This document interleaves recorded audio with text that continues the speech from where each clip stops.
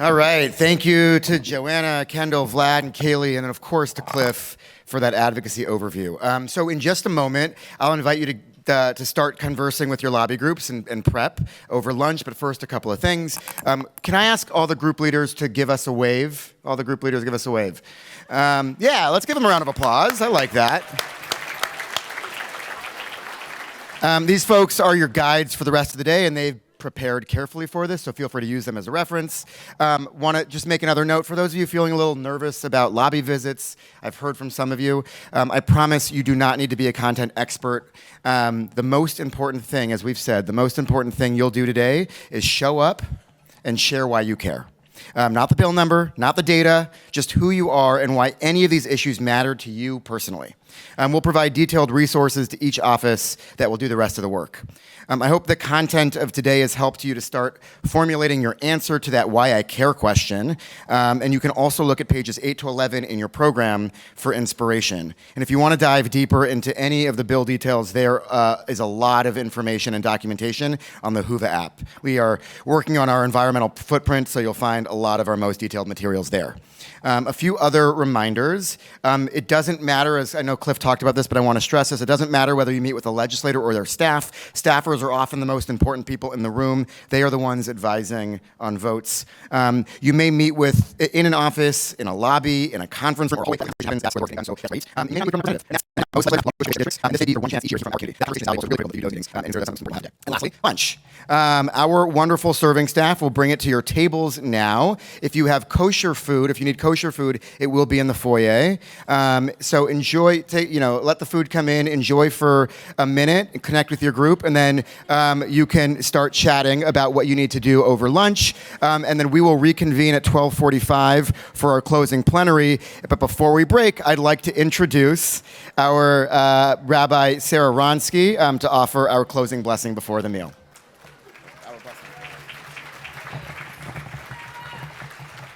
You know you're important when you have the bread, my friends.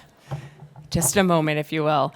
I'm so glad to see each and every one of your faces today. Look around this room, nearly 700 of us will lift our voices and share our stories very, very, very soon. I don't know why you are here. I can tell you that I am here for so many reasons. I'm a mother of 4. Sadly, I went all the way in elementary school when I was graduated, sadly, because when they get old, it's surprising. But my elementary school kid deserves to go safely to and from school.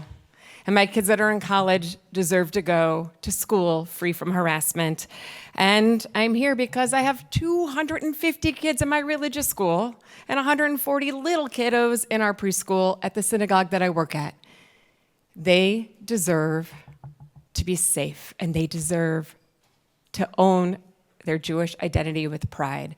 Just this morning, while sitting and listening as Noah was talking, Rabbi Farkas was talking this morning, I got a text from my security guard, and he said, Rabbi Sarah, don't worry, we've already handled it, but there was some anti-Semitic graffiti in front of the temple. And he sent me a picture of it, and I was like, oh, this is why we're here, my friends. No one who gets dropped off at our shul to start their day needs to walk by anti-Semitic tropes and slurs. No one. You are here for your own reasons. And we will walk together and you will say, oh, but it's sunny and it's hot and we're waiting in line. But when all of us up here en masse at the Capitol, each state legislator will have their eyes open and their hearts opened by you. They will know that our narratives and our priorities and our legislative asks matter. And while we are advocates, we are also something deeper. We are a people who knows what it means to stand at the edge of uncertainty and still choose responsibility for one another. This week we began Bamidbar, which means in the wilderness. And the Israelites received Torah not in a palace, not at some grand state capital. Nope, in the middle of the wilderness. A very vulnerable place. And many of us will have to put ourselves in a vulnerable place today to share our stories. But we will. And revelation came to our people when we were willing to journey together, even without certainty. And we're in one of those spaces of time in our lives where it feels pretty uncertain on the day-to-day. But we can do it, and we can journey together. And this, my friends, I would call holy courage and moral courage.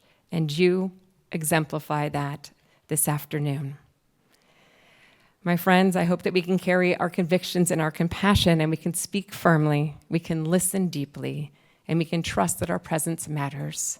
There's one other lesson, and many, many, many more, but Bamidbar in the Septuagint is just called Numbers, the book of Numbers. Why? Well, the beginning and the end of the parasha end with a census, taking an accounting of the people. It demonstrates that every person matters, and every person counts, and every person deserves to be seen. And perhaps this is a sacred work of advocacy as well.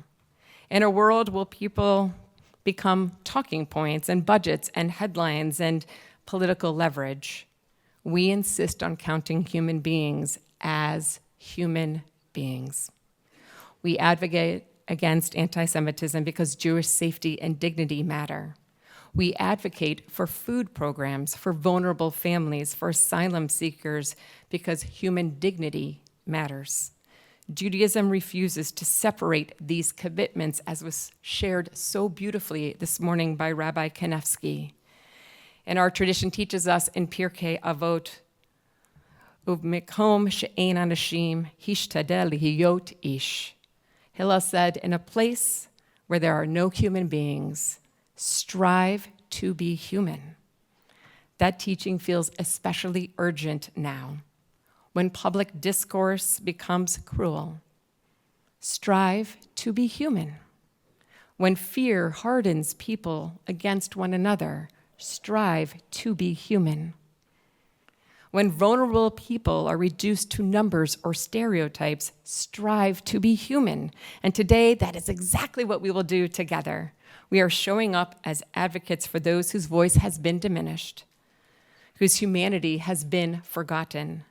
We are here, and we are demanding that each person matters, each person counts. And before we go, we have to have a little sustenance, as you know. And so we will say HaMotzi together. And I pray that the bread will strengthen our body, and that our words that we share together will strengthen our communities. And may the work of our hands help bring dignity, safety, and compassion into this world. Baruch atah Adonai Eloheinu melech haolam, HaMotzi lechem min haaretz, B'te'avon, my friends. Let's have some sustenance. Let's go.